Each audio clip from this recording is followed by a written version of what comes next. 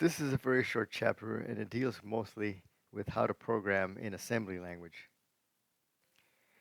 Labels are used in an assembly language program to let the microprocessor know where to jump back and forth. Labels must be limited to 8 characters and are case sensitive, but can also include symbols, the period, the dollar sign, and underscore. However, never use the period, the dollar sign, or the underscore. Never do that. As you can see, the dollar sign equals a symbol for hexadecimal, and the percentage means binary, and the @ sign means octal.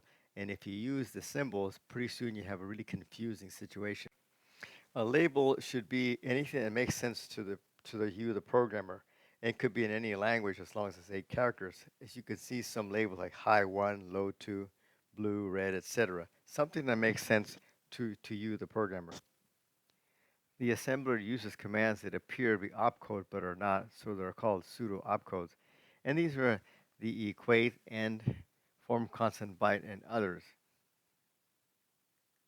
Once again, we remind you that you can use the equate to create a pseudocode like port B equates to 104. And later on in the program, you can say store accumulator A to port B. But I claim that this causes nothing but confusion and should be avoided.